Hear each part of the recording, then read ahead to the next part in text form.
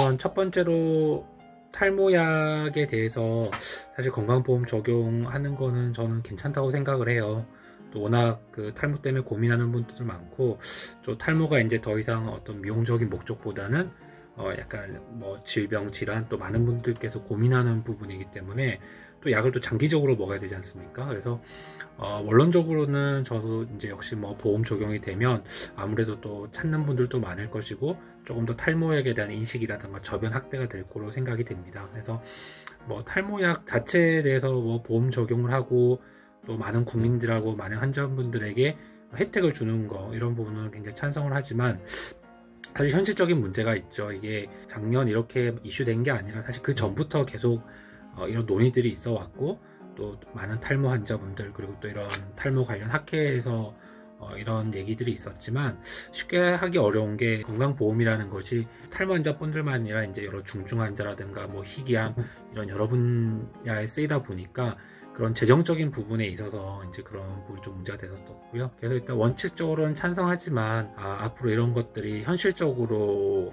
실제 적용되기에는 좀 많은 시간과 조금 더 많은 노력이 필요하지 않을까, 이런 생각은 들어요. 그리고 두 번째, 모발이식 같은 경우는 조금 얘기가 달라질 수 있는데요. 우리가 이제 모발이식은 대부분 어떻게 보면은 성형수술처럼 약간 본인의 필요로 의해서 하는 경우가 많죠. 특히 뭐 여자분들 헤어라인 수술은 더 그렇고요. 그래서 정말 이게 어떤 질병이나 그런 특별한 상황에 대해서는 보험 적용이 되겠지만, 지금 현행처럼 100% 모든 것들에 대해서 모든 모발 수술에서 보험 적용을 하기에는 현실적으로 좀 어렵지 않을까, 그런 생각은 들어요. 어쨌든 이번에 탈모약이 이슈가 돼서 많은 분들이 관심을 가져주셨는데, 일단은 뭐 원칙적으로는 뭐 보험 적용 이런 것도 저변 확대 이런 부분에서 좋게 생각하지만, 현실적인 문제에서 좀 어려움이 있지 않겠나, 이렇게 생각하고 있습니다.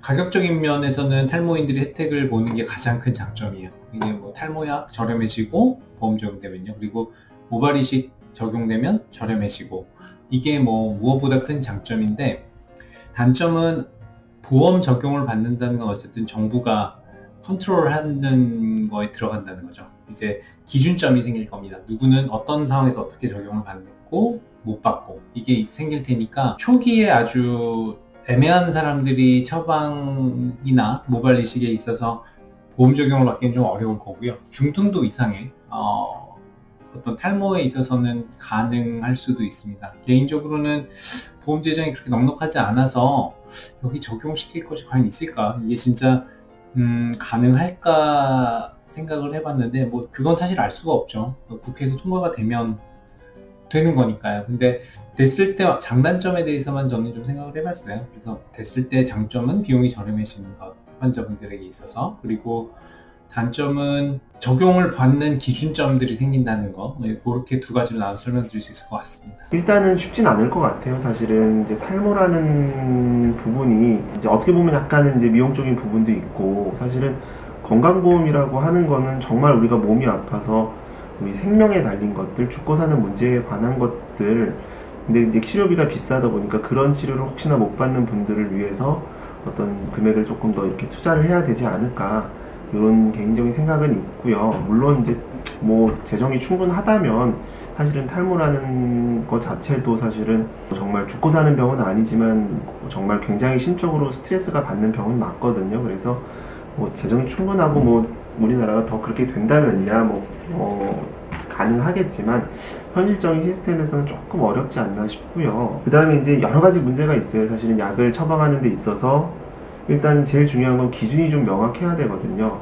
우리가 처방을 하고 아니면 수술을 하고 보험공단이나 이런 거 청구를 했을 때, 공단에서 봐서는 사실은 기준이 좀 불명확하다면 이 사람은 뭐 탈모가 아닌데 왜 처방을 했을까, 뭐 탈모가 아닌 것 같은데 왜 이렇게 수술을 했을까 하면서 이제 그 적절한 금액을 이제 제시를 안 한다던가, 이런 게 되는 거죠. 예를 들어, 그러니까 병원에서는 예를 들어 뭐 100만 원이라고 수술을 생각하고 있는데, 공단에서는 뭐 이거는 야 50만 원짜리 수술이야, 뭐 아니면 탈모가 아닌 사람한테 이렇게 처방했으니까 우리는 뭐 이거는 지급할 수 없어, 이런 문제도 사실 현실적으로는 조금 있을 수 있기 때문에 일단은 기준 같은 거를 조금 잘 마련해야 될 것 같아요. 그래서 첫 번째, 재정 확보가 충분해야 되고, 그 다음에 진단 기준이나 이런 것들이 좀 더 명확해야 이런 게 현실적으로 좀 되지 않을까 싶은데 아직까지 조금 어렵지 않나 그렇게 생각이 듭니다. 대선 후보님들의 공약 중에 탈모약을 건강보험 적용을 한다 안 한다 이런 말씀들이 있잖아요. 질문에 나와 있는 것처럼 개인적인 생각입니다. 이게 공적인 생각이 될 수가 없잖아요. 사실 안철수 후보님은 의사시잖아요. 저는 안철수 후보님의 의견에 그래도 가장 공감하고요. 왜냐하면 후보님들의 공약 기사 밑에 일반 분들의 댓글들이 수천 개씩 다니잖아요. 일반 분들임에도 불구하고 가장 지배적인 의견은 아니 훨씬 더 심각하고 중요한 질병들 암 환자분들도 건보 적용이 다 안 되고 있는 차에 사실 탈모는 어떻게 보면 미용적인 의미가 크다고 하죠. 환자분들은 이제 유전병이다 말씀을 하시는데 물론 유전적으로 시작한 건 맞습니다만 외모잖아요. 머리카락은 기능이 없거든요. 머리카락 없으면 모자를 써도 되고 사실 가발로도 100% 커버는 되잖아요. 불편하지만.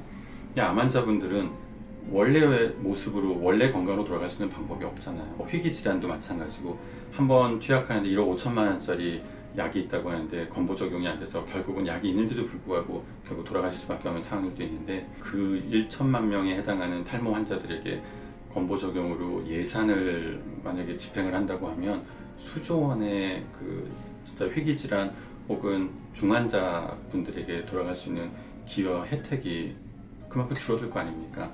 그러면은 그분들은 생사를 달려야 하기 때문에 결국 사망하시게 된다는 걸 있을 수 없다고 생각을 해요. 그래서 개인적인 생각으로는 건보 적용은 조금 시기상조 혹은 다른 중요한 정말 위험한 상태에 있는 환자분들에게 혜택이 먼저 들어갔으면 하고 점차적으로 이미 한번 이슈가 됐던 것이고 공약 사항에 나왔으니 언젠가는 적용이 된다고 하더라도 지금보다는 차후에 혹은 전액 지원보다는 한 20-30%부터 시작을 해서 50% 적용 이렇게 순차적으로 진행하는 것이 어떨까라고 생각합니다.